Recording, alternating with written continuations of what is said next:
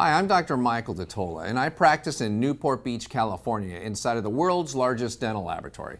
I can't tell you how excited I am to come back to Australia again. Somehow, it's been over a decade since I've been down there to lecture.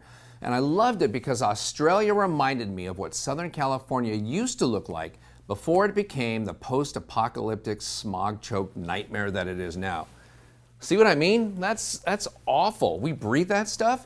No wonder the residents of LA have to bleach their teeth 365 days a year. James, in honor of my trip to Australia, put up an Aussie background, please. So the reason, no, that's not what I meant. That's the wrong Aussie background. Could you change it, please? So the reason that's even worse. Get that off. I said Aussie, not Aussie. A-U-S-S-I-E. Thank you. Perfect. Leave that up. That's great. I started off my career as a very average dentist. In fact, if you were to contact my dental school instructors, they would tell you that my perception of my own dental skills was a little distorted and that I was, in fact, a below average dentist. The reason why? I was not born with a great set of hands. This one's pretty good, but it's the left one that lacks even basic coordination. The problem is I'm left-handed. And I learned very early on that if my preps and impressions were ever going to look anything like that of my mentor, Dr. Gordon Christensen, I was going to need to find a technique that would allow me to get above average results with a decidedly average set of hands.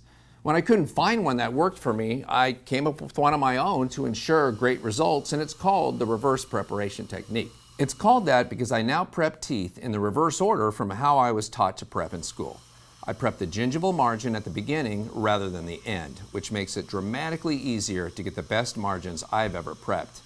Since I practice in a dental laboratory and see how prevalent under-reduction is, I use self-limiting depth cutters to ensure adequate reduction, which not only improves the strength of the restoration, but improves it aesthetically as well.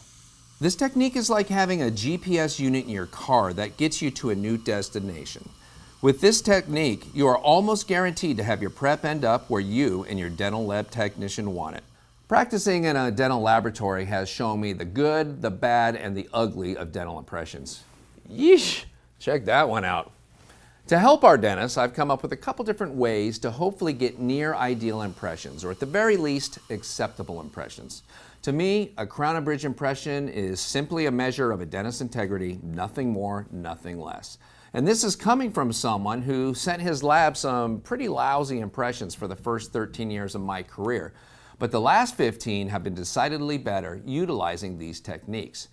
The fact is that all the mistakes I used to make, and I would still make without using these techniques, are the same ones most of our dentists make.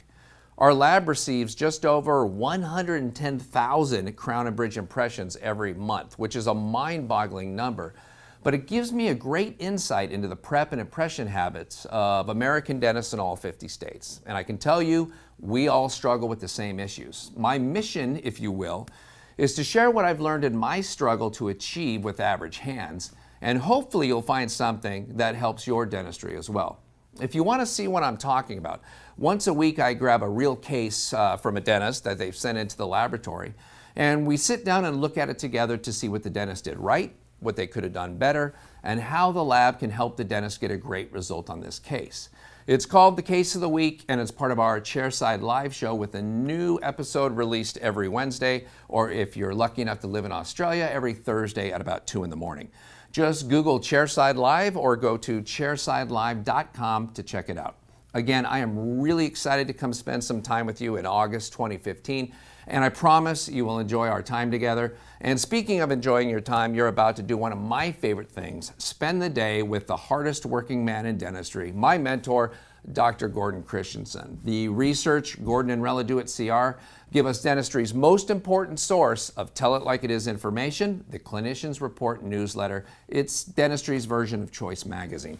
In a rare error in judgment, Gordon has me doing some dentistry update lectures for CR, and it's because of the high demand for this information in the States and his inability to be in two places at the same time.